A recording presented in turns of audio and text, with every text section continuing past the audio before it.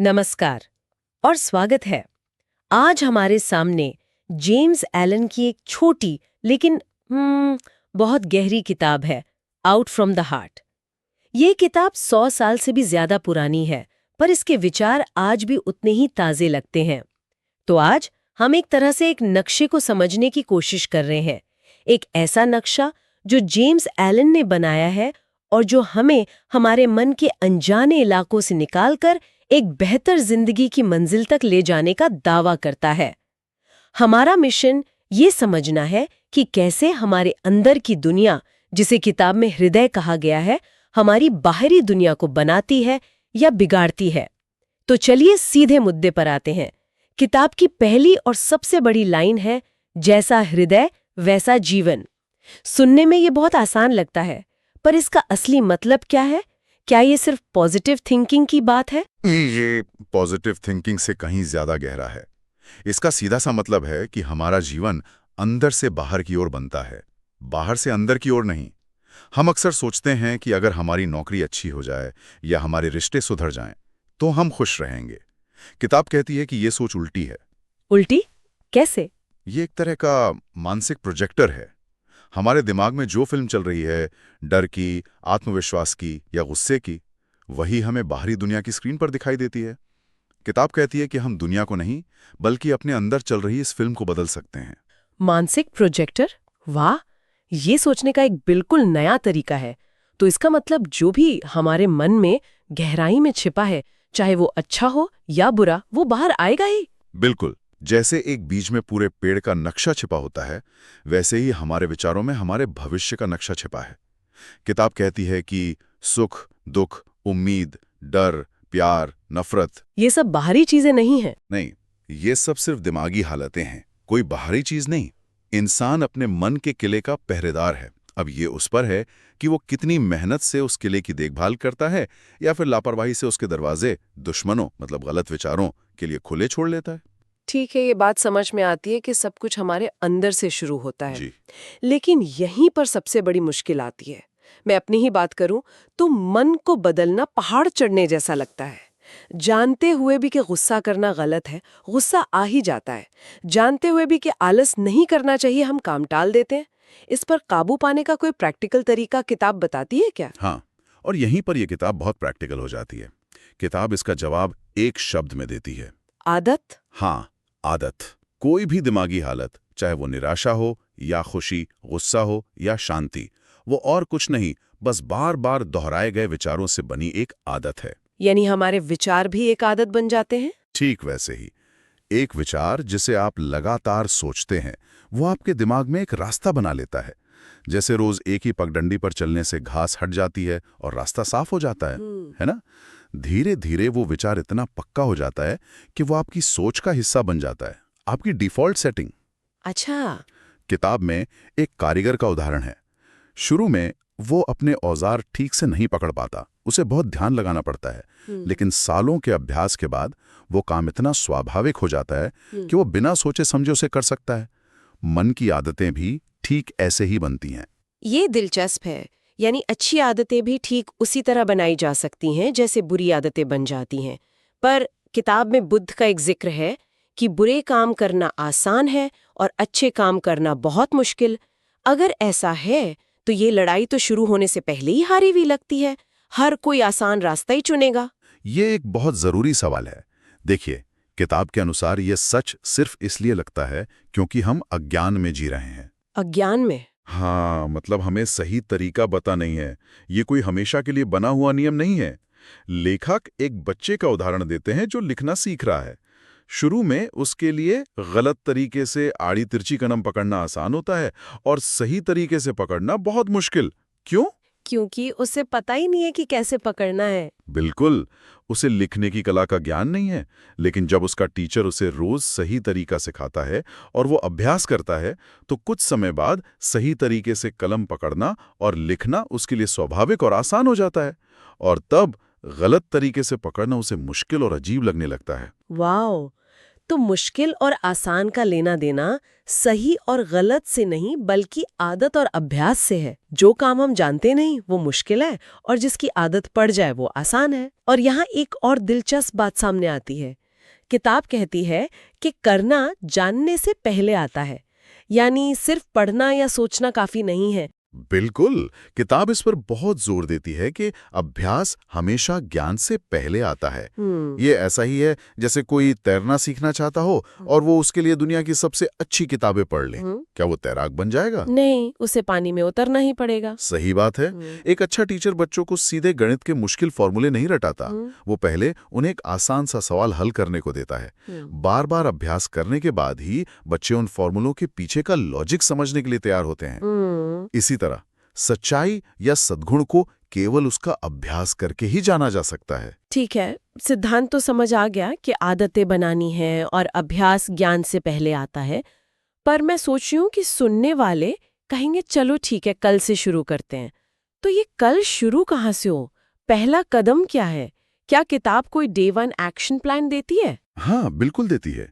और यही इस किताब की सबसे बड़ी खूबी है। ये हवा में बातें नहीं करती।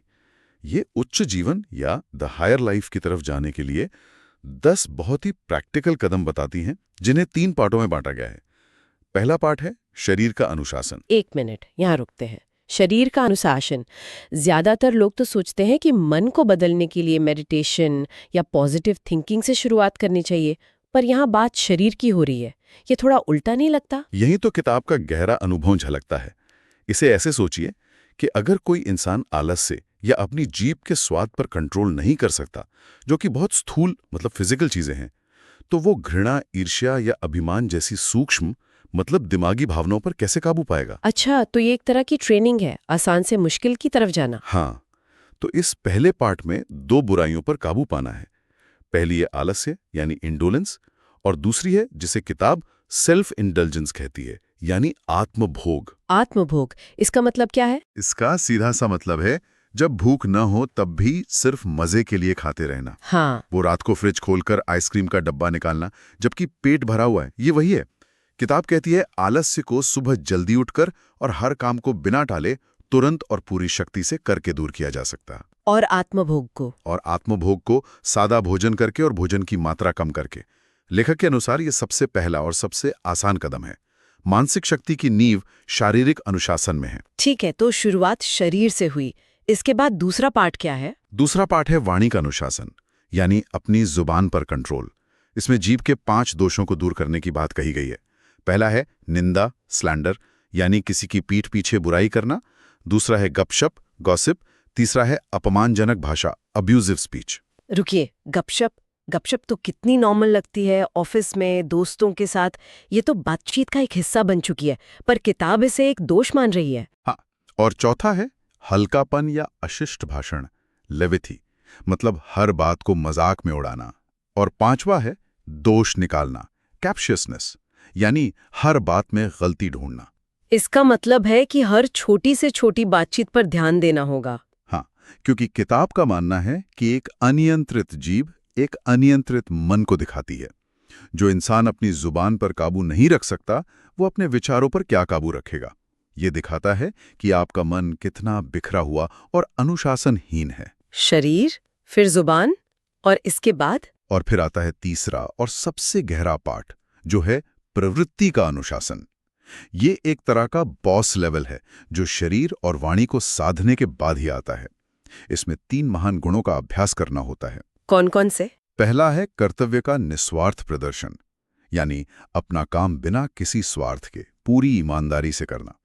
दूसरा है अटूट सच्चाई, यानी हमेशा सही रास्ते पर टिके रहना, चाहे कितना भी मुश्किल हो। और तीसरा है असीमित क्षमा। असीमित क्षमा मतलब किसी को भी बिना किसी शर्त के माफ कर देना? ये तो बहुत मुश्किल है। मुश्किल है, इसीलिए ये आखिरी पार्ट है। इन कदमों को तभी साधा जा सकता है जब पहले 2 पार्टों में महारत हासिल कर ली जाए। ये तो वाकई एक पूरा रोड मैप है, शरीर से शुरू करके फिर वाणी और अंत में अपनी मूल प्रवृत्तियों तक पहुंचना। तो इन सब का अंतिम परिणाम क्या होता है? इन अलग-अलग मानसिक स्थितियों का हमारे जीवन पर असल में क्या असर पड़ता है? किताब में गलत और सही मानसिक स्थितियों और उनके प्रभावों की एक लिस्ट दी गई है जो बहुत आंखें खोलने वाली है। जैसे कुछ गलत दिमागी हालतें और उनके नतीजे। घृणा से जीवन में चूट और मुसीबतें आती हैं। वासना यानी लस्ट से बुद्धि में भ्रम और दुख पैदा होता है। और अभिमान से निराशा मिलती है और इंसान कभी खुद को जान नहीं पाता। ये सुनने में तो बहुत अच्छा लगता है, लेकिन क्या ये थोड़ा ज्यादा सरल नहीं है? एक तरफ तो ये बात सही लगती है, लेकिन दूसरी तरफ क्या ये विक्टिम ब्लेमिंग जैसा नहीं है? मान लीजिए कोई बहुत मुश्किल हालात में पैदा हुआ है, गरीबी में या हिंसा के माहौल में, तो क्या ये कहना सही है कि उसकी दुनिया उसकी अपनी घृणा या अभिमान का नतीजा है? ये बहुत अच्छा सवाल है और बहुत जरूरी भी।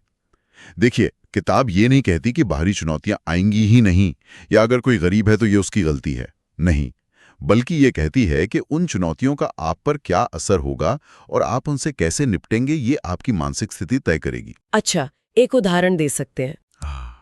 दो लोग एक ही मुश्किल हालात में हो सकते हैं। एक व्यक्ति नफरत और कड़वाहट से भर जाता है और अपनी हालत के लिए पूरी दुनिया को दोष देता है, जिससे उसकी हालत और बिगड़ जाती है। दूसरा व्यक्ति उसी हालात में धैर्य, हिम्मत और उम्मीद बनाए रखता है और धीरे धीरे बाहर निकलने का रास्ता बना लेता है। बाहरी हालात एक जैसे थे, पर अंदरूनी प्रतिक्रिया ने भविष्य बिल्कुल अलग बना दिया। अच्छा, तो ये बाहरी दुनिया को कंट्रोल करने के बारे में नहीं, बल्कि उस पर अपनी प्रतिक्रिया को कंट्रोल करने के बारे में है। तो फिर सही मानसिक स्थितियों के क्या नतीजे होते हैं? किताब के अनुसार सही मानसिक स्थितियों के नतीजे भी उतने ही शक्तिशाली हैं। प्रेम से जीवन में कोमल परिस्थितियां और खुशी मिलती है। पवित्रता से दिमागी स्पष्टता और आत्मविश्वास आता है। और नम्रता से शांति और सत्य का ज्ञान होता है। जो व्यक्ति गलत दिमागी हालतों में जीता है, वो अपनी नाखुशी के लिए हमेशा दूसरों या किस्मत को दोष देता है। जबकि सही रास्ते पर चलने वाला इंसान ये गहराई से समझता है कि वह अपने भीतर से ही शांति और सफलता का निर्माण कर रहा है। वो बाहरी दुनिया का गुलाम नहीं, अपने मन का मालिक है।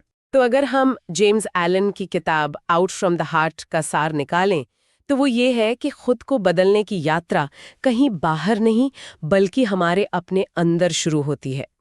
ये कोई एक दिन का चमत्कार नहीं, बल्कि अपने विचारों को रोज देखना, उन्हें अनुशासित करना और फिर सकारात्मक आदतों को बनाने की एक एक्टिव प्रक्रिया है। और ये महान यात्रा किसी पहाड़ की चोटी से नहीं, बल्कि शरीर और जुबान के बहुत ही सरल रोजमर्रा के अनुशासन से शुरू होती है। बिल्कुल सही। और अंत में एक विचार करने वाला सवाल छोड़ जाते हैं। किताब ये दावा करती है कि इस रास्ते पर चलने से न केवल मन की शांति मिलती है, बल्कि व्यक्ति की भौतिक समृद्धि यानी मटेरियल वेल्थ भी कम नहीं होती, बल्कि अधिक सच्ची, शुद्ध और स्थायी हो जाती है। तो क्या ये मुमकिन है कि हम जिस तरह से दुनिया में सफलता के पीछे भागते हैं, वो तरीका ही गलत हो? और क्या आंतरिक गुणों को विकसित करना, जैसा कि जेम्स एलन ने बताया है, दुनिया में स्थायी सफलता पाने का एक ज्यादा मजबूत और भरोसेमंद आधार हो सकता है?